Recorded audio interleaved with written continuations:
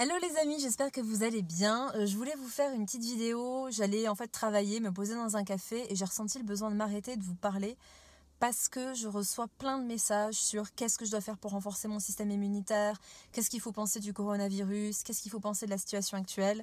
Et j'avais juste envie de m'exprimer en fait sur le sujet. Mon but n'est pas d'être en mode donneuse de leçons et de ce que je vais vous dire et la vérité ultime. J'ai juste envie de vous dire ce que j'en pense parce que vous êtes nombreux à me demander mon avis. Alors, la première des choses, c'est par rapport au coronavirus et à votre immunité. J'en parlais lundi. Le problème n'est pas le coronavirus, le problème, c'est notre faible système immunitaire. Et en fait, la meilleure façon de renforcer votre immunité, c'est déjà d'avoir une alimentation correcte, d'avoir une alimentation pauvre en sucre, parce que dès que vous allez consommer du sucre, surtout du sucre raffiné, ça va à la fois vous déminéraliser, mais ça va aussi en fait anesthésier vos globules blancs, donc vos défenses immunitaires. D'ailleurs, toutes les personnes qui me disent avoir diminué leurs apports en sucre me disent toujours qu'elles sont plus malades, qu'elles font plus de rhume, qu'elles font moins de bronchite, voilà, qu'elles sont moins sujettes aux infections hivernales. Donc déjà, première des choses, c'est ça. Moi, je conseille toujours d'abord de limiter les entrants avant d'ajouter des choses. Après, vitamine C. La vitamine C est hyper importante pour votre système immunitaire. Donc, persil, poivron cru. Alors, bon, c'est pas de saison pour le coup, mais sachez-le. Mais le persil de qualité bio est bourré de vitamine C. Bien sûr, les agrumes, le kiwi également. Le citron, le jus de citron, pas mis dans de l'eau chaude, mais à froid, est bourré de vitamine C. Sinon, je conseille de prendre un complément en vitamine C ester à raison de 1 gramme par jour durant les repas.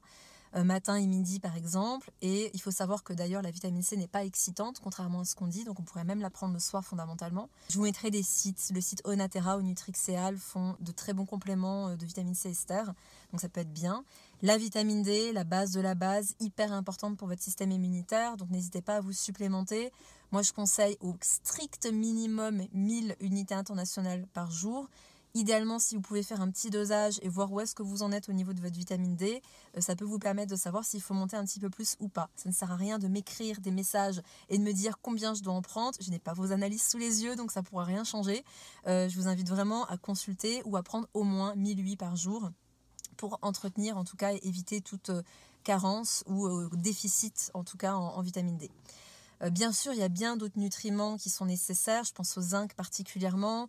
Je pense à certaines vitamines, mais plus vous allez avoir une alimentation riche en fruits, en légumes, en céréales, en légumineuses, en aliments qui ne sont pas surcuits, surchauffés pour préserver leurs vitamines et minéraux, mieux ce sera. Moi, vous savez que je cuisine beaucoup au Vitaliseur de Marion Caplan parce que j'adore ça permet vraiment de préserver les vitamines. Donc si jamais, ça peut être une bonne astuce. Ensuite, par rapport au système immunitaire, j'avais aussi envie de vous parler du fait que l'immunité, elle représente notre identité.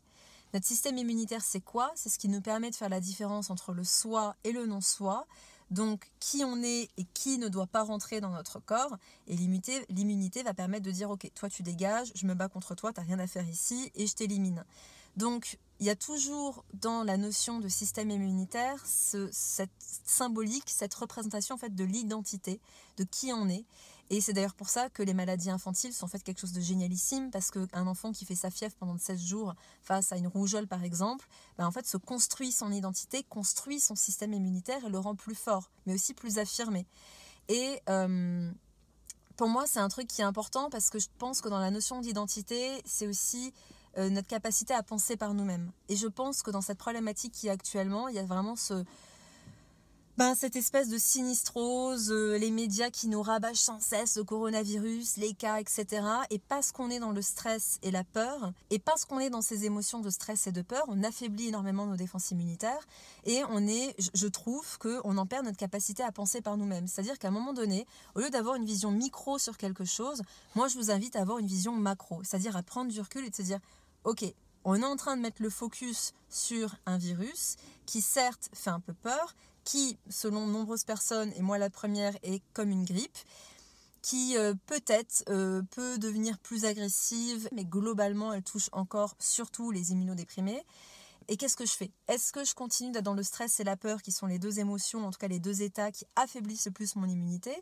Ou est-ce que je prends le taureau par les cornes, je coupe ma télé, je coupe les médias et je fais en sorte de me nourrir d'émotions positives, je fais en sorte de faire du tri dans mes relations qui me pourrissent, parce que au final, moi ce que je trouve très sain dans tout ce qui se passe, c'est que ça nous oblige à être un peu plus isolés et à faire ce travail d'introspection et de prendre du recul.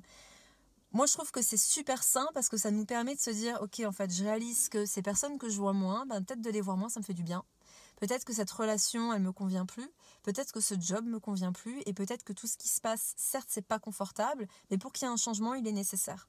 Et de se dire, voilà, de prendre du recul sur les choses et de couper certaines relations qui, en fait, vous font vibrer plus bas, alors qu'il y a plein d'autres personnes ou peut-être plein d'autres choses, plein d'autres activités qui pourraient vous apporter plus de joie, plus de bonheur, plus d'amour. Je pense que c'est une bonne chose et je peux que vous inviter en fait à faire ça. Coronavirus ou pas, je peux que vous inviter à le faire. Sauf que là, la situation actuelle fait qu'on y est presque un peu obligé et c'est tant mieux. Voilà, donc ça c'était déjà un truc que je voulais absolument vous dire. L'autre chose aussi, c'est que on veut tous un changement au niveau politique, économique, social, sanitaire. Surtout en France, les gens se plaignent sans cesse. Alors ça, je pense que quand on voyage, on se rend compte de la chance qu'on peut avoir en France. Mais on se rend compte aussi d'à quel point les Français sont vraiment insatisfaits au quotidien. Alors quand je dis les Français, pardon, je fais une généralité, mais il y a quand même cette lourdeur. Quand on rentre, c'est quand même lourd.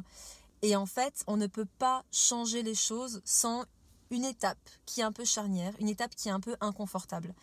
Et peu importe le changement qu'on veut faire dans notre vie, c'est toujours inconfortable à un moment donné. N'importe quel coach sportif vous dira que pour ses clients au début, c'était dur.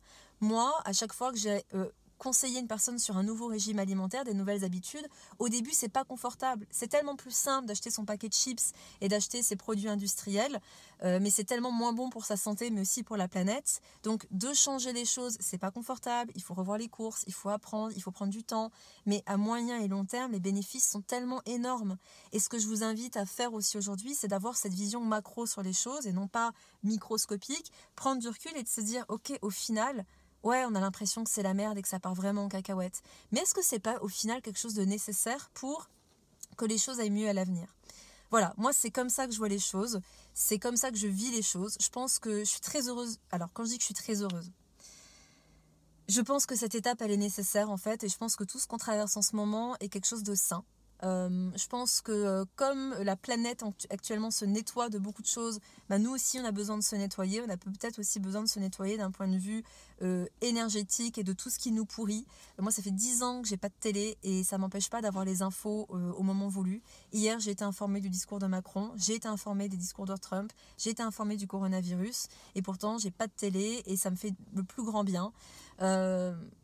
Je ressens au fond de moi ce besoin aussi de me retirer et c'est très sain. Si vous le ressentez aussi, c'est très sain. C'est qu'en fait, il y a quelque chose en vous qui vous donne le besoin de vous retirer de toutes ces énergies négatives qui vous plombent et de nourrir des choses qui vous font vibrer plus haut.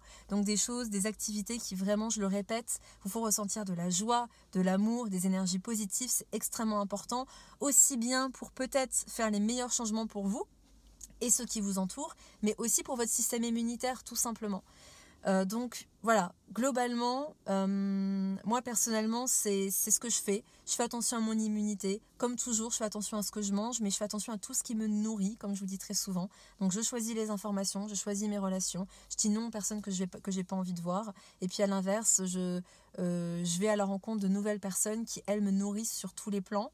Et voilà, et vous faites partie de ces personnes. Quand j'échange avec vous, ça me fait du bien aussi de vous partager mon point de vue. C'est des choses où je sens qu'il y a un appel au fond de moi, où je me dis, il faut que je partage plus sur tout ça. Donc je m'écoute, je le fais, peu importe les retours que j'aurai par rapport à tout ça. Je sens qu'il y a un appel et que je dois le faire. Donc je peux que vous inviter à être plus en accord avec qui vous êtes, avec votre identité, avec les impulsions qui viennent du fond de vous-même.